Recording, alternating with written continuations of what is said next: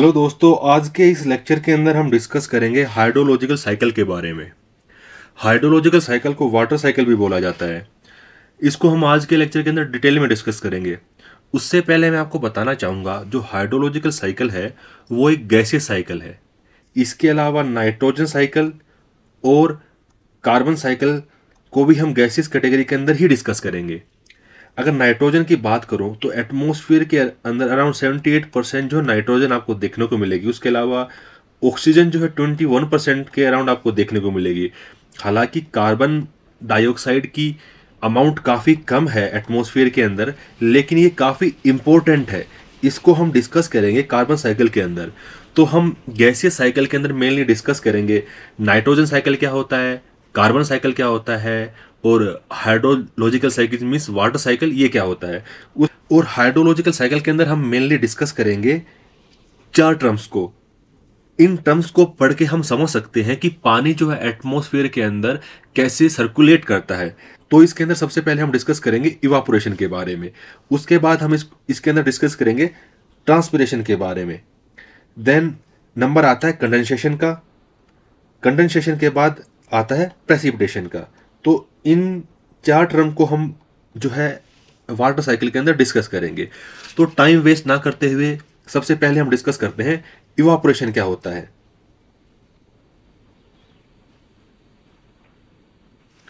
देखो, इवापोरेशन के अंदर होता क्या है, पानी जो है डायरेक्टली लिक्विड से गैस के अंदर कन्वर्ट हो जाता है। पानी के जो डिफरेंट डिफरेंट सोर्सेज हैं वहां से पानी लिक्विड से डायरेक्टली गैस के अंदर कन्वर्ट हो जाता है। और अर्थ के ऊपर जो है पानी के बहुत ज़्यादा सोर्सेज हैं, जैसे ओशंस हैं, लेक्स हैं, रिवर्स है। उसके अलावा सोइल के अंदर भी पानी आपको देखने को मिलेगा। उसके अलावा ग्लेशियर्स, स्नोफील्ड और ग्राउंड वाटर, ये जो डिफरेंट डिफरेंट सोर्सेज हैं, यहाँ से पानी कैसे लिक्विड्स से गैस में कन्वर्ट होता है, उसी को इवापोरेशन बोला जाता है। सो इवापोरेशन की डेफिनेशन क्या है?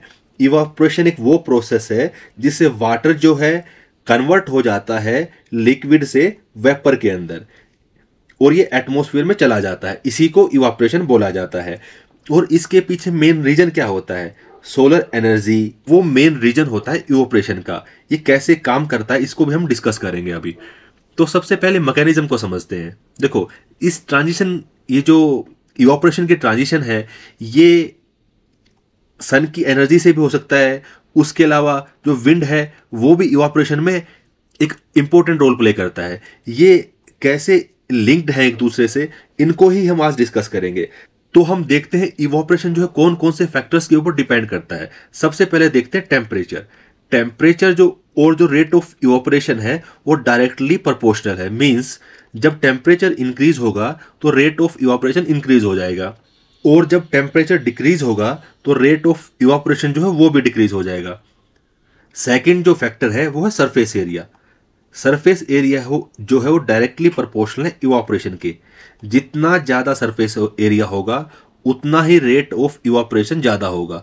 जितना कम सरफेस एरिया होगा रेट ऑफ इवापोरेशन जो है वो भी ज़्यादा होगा। तो समुद्र के अंदर जो रेट ऑफ इवापोरेशन होगा वो ज़्यादा होगा कंपेयर टू छोटी वाटर बॉडीज़ के। तो सरफेस एरिया जितना ज़्यादा होता है वो रेट ऑफ इवापोरेशन को अफेक्ट करता है। जितना ज़्यादा सरफेस एरिया उतना ज़्यादा जो है रेट ऑफ इवापोरेशन। ह्यूमिडिटी को भी हम समझते हैं। कई बार हम बोलते हैं कि एटमॉस्फेयर के अंदर काफ़ी ह्यूमिडिटी हो रखी है, काफ़ी ह्यूमिड एनवायरनमेंट हो रखा है। उसका मतलब क्या है? जितना ज़्यादा वाटर वेपर एटमॉस्फेयर के अंदर होगा उतनी ज़्यादा ह्यूमिडिटी होगी। सो ह्यूमिडिटी और रेट ऑफ इवापोरेशन जो है वो इनवर्सली प्रोपोर्शनल है। रीज़न क्या है? जब एटमॉस्फेयर के अंदर ऑलरेडी पानी होगा, ऑलरेडी वाटर वेपर्स होंगे, तो रेट ऑफ इवेपोरेशन काफी कम होगा, क्योंकि एयर जो है वो ऑलरेडी सैचुरेटेड है, उसके अंदर और पानी नहीं आ सकता।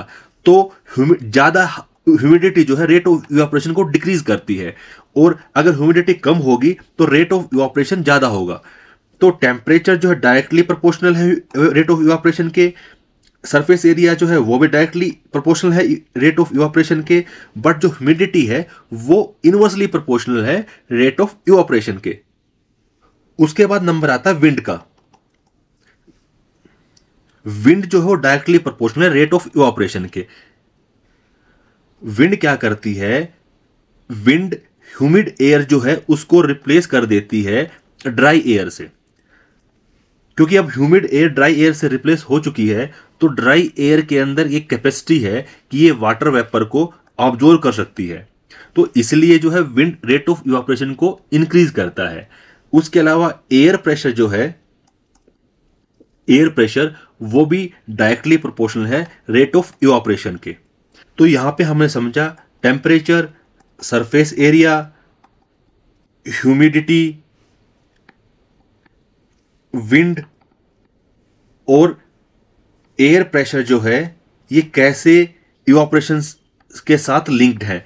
टेम्परेचर और सरफेस एरिया डायरेक्टली प्रोपोर्शनल है रेट ऑफ इवापोरेशन के, ह्यूमिडिटी जो है वो इनवर्सली प्रोपोर्शनल है रेट ऑफ इवापोरेशन के, विंड और जो एयर प्रेशर है ये दोनों भी जो है डायरेक्टली प्रोपोर्शनल है रेट ऑफ इवापोरेशन के। तो अगर ह्यूमिडिटी को छोड़ दे तो ह्यूमिडिटी को छोड़ के टेम्परेचर, सरफेस एरिया, विंड और एयर प्रेशर ये सब के सब जो है डायरेक्टली प्रोपोर्शनल हैं इवापोरेशन के। मतलब अगर एक के अंदर भी इंक्रीज होता है तो रेट ऑफ इवापोरेशन जो है वो भी इंक्रीज हो जाएगा। देखो, इवापोरेशन जो है वो एक कूलिंग इफेक्ट हमें देता है। आपने देखा होगा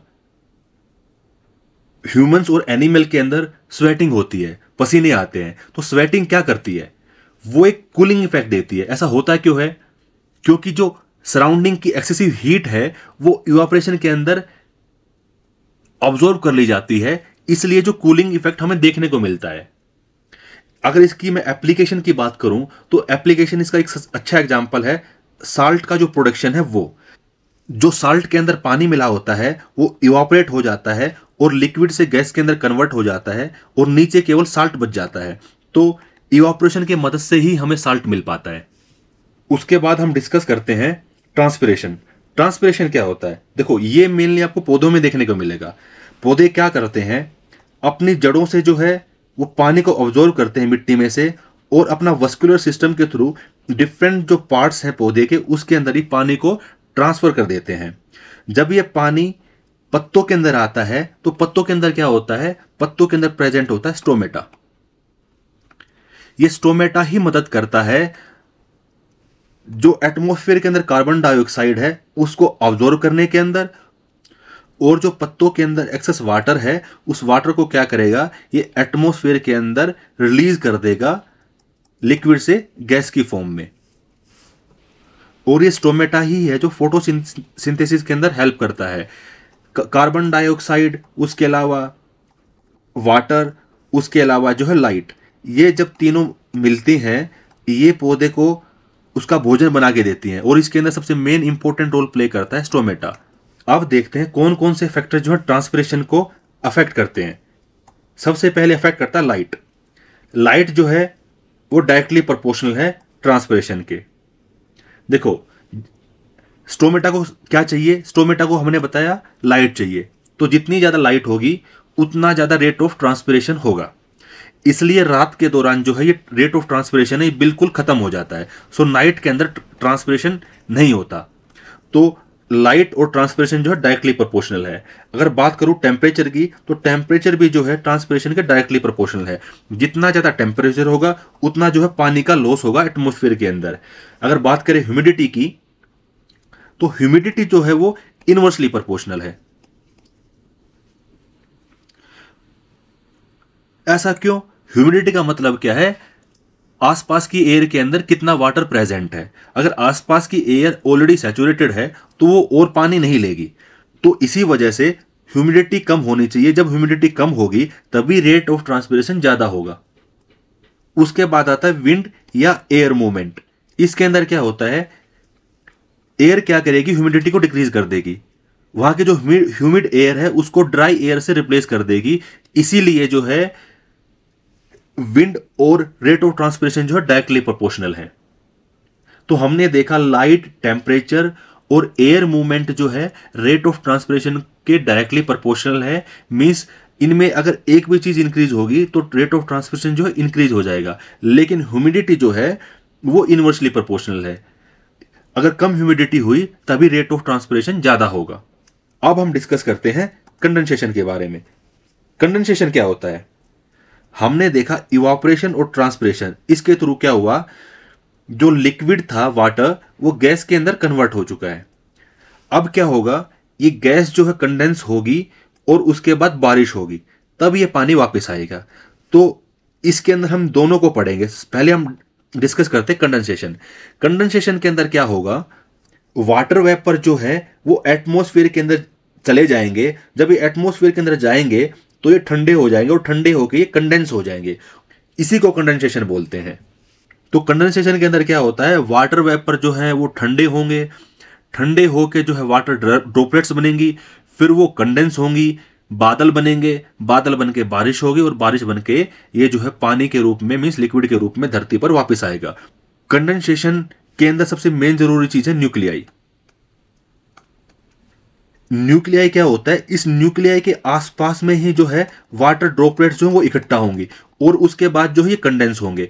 तो न्यूक्लियाई का काम यहां पे कौन करता है, जो डस्ट पार्टिकल हैं वो, उसके अलावा स्मोक या साल्ट के जो पार्टिकल हैं वो एक न्यूक्लियाई का काम करेंगे। इसके आसपास जो है वाटर ड्रॉपलेट्स इकट्ठा हो जाएंगी और कंडेंस हो जाएंगी, उसके बाद ही बारिश होगी। अगर मैं बात करूं कौन कौन से फैक्टर्स जो हैं वो कंडेंसेशन को अफेक्ट करते हैं, तो उसके अंदर हम डिस्कस करेंगे टेम्परेचर, ह्यूमिडिटी और ये न्यूक्लियाई की जो प्रेजेंस है ये। तो टेम्परेचर के इनवर्सली प्रोपोर्शनल होता है कंडेंसेशन। जितना ज्यादा टेम्परेचर होगा कंडेंसेशन के चांस उतने ही कम होंगे। तो इसलिए कंडेंसेशन जो है मोस्टली नाइट में होता है। रात के अंदर टेम्परेचर काफी कम होता है, तो रात को कंडेंसेशन होने के चांसेस बहुत ज्यादा हो जाते हैं। अगर बात करें ह्यूमिडिटी की, तो जितनी ज्यादा ह्यूमिडिटी होगी कंडेंसेशन के चांस भी उतने ही ज्यादा होंगे। तो ह्यूमिडिटी और कंडेंसेशन जो है डायरेक्टली प्रोपोर्शनल है। और थर्ड जो मैं आपको बता ही चुका हूं, कंडेंसेशन होने के लिए न्यूक्लियस का होना जरूरी है। न्यूक्लियस के आसपास में ही जो है ये वाटर ड्रॉपलेट्स इकट्ठा होंगे, उसके बाद ही कंडेंसेशन होगा और उसके बाद में ही बारिश होगी, उसके बाद जो है ये पानी धरती पर वापस आएगा। सो कंडेंसेशन क्या है, हमने देखा जब वाटर वेपर एटमॉस्फेयर के अंदर जाते हैं तो वो ठंडे हो जाते हैं, ठंडे होकर वो कंडेंस हो जाते हैं, उसके बाद टाइनी ड्रॉपलेट्स के रूप में वो क्लाउड्स की फॉर्मेशन करते हैं और उसके बाद बारिश होती है। तो ये हमने देखा कंडेंसेशन। अब बारिश होना ही प्रेसिपिटेशन है। किस किस फॉर्म के अंदर बारिश आपको देखने को मिलेगी, इसको हम डिस्कस करेंगे प्रेसिपिटेशन के अंदर। सो प्रेसिपिटेशन क्या है, ये तीनों चीज कंप्लीट हो चुकी है। इवापोरेशन और ट्रांसपिरेशन जो है लिक्विड को गैस में कन्वर्ट करते हैं, और कंडेंसेशन से जो है ये गैस जो है लिक्विड के अंदर कन्वर्ट हो चुकी है। उसके बाद में ये लिक्विड जो है ये अर्थ के ऊपर आएगा, किसके थ्रू, प्रेसिपिटेशन के थ्रू। और ये प्रेसिपिटेशन किस किस फॉर्म में हो सकती है, रेन के फॉर्म में, स्नो के फॉर्म में, स्लीट के फॉर्म में या हेलस्टॉर्म के फॉर्म में। तो ये डिफरेंट टाइप्स है प्रेसिपिटेशन के। उसके बाद जो है ये वाटर साइकिल कंप्लीट हो जाती है। स्टार्ट कहां से हुआ था, स्टार्ट हुआ था इवापोरेशन और ट्रांसपिरेशन से। कैसे लिक्विड जो है गैस के अंदर कन्वर्ट होता है और उसके बाद जो है कंडेंसेशन जो है दोबारा गैस को लिक्विड के अंदर कन्वर्ट करके प्रेसिपिटेशन के रूप में धरती पर वापस लेके आती है। जब प्रेसिपिटेशन के बाद ये पानी धरती पर आता है तो सोइल भी कुछ पानी को ऑब्जॉर्व कर लेती है। जब सोइल सैचुरेटेड हो जाती है तो ये जो एक्स्ट्रा पानी है ये रन ऑफ के रूप में ओशन के अंदर मिल जाता है, नदियों के अंदर मिल जाता है, लेक्स के अंदर मिल जाता है, तालाब के अंदर मिल जाता है। तो इस तरीके से ये पूरी हाइड्रोलॉजिकल साइकिल कंप्लीट हो जाती है। तो आज के लेक्चर के अंदर हमने डिस्कस किया हाइड्रोलॉजिकल साइकिल होता है क्या है। हाइड्रोलॉजिकल साइकिल को ही वाटर साइकिल बोलते हैं, और इसके अंदर मेनली हमने इवापोरेशन, ट्रांसपिरेशन, कंडेंसेशन और प्रेसिपिटेशन इन सब को डिस्कस किया। अगर इस लेक्चर के अंदर आपको कुछ भी समझ में नहीं आया हो तो आप कमेंट सेक्शन के अंदर मुझसे पूछ सकते हो। तो ये था हमारा गैसीय साइकिल के अंदर हाइड्रोलॉजिकल साइकिल। नेक्स्ट लेक्चर के अंदर हम डिस्कस करेंगे कार्बन साइकिल और नाइट्रोजन साइकिल। तो आज के लेक्चर के अंदर केवल इतना ही। Thank you.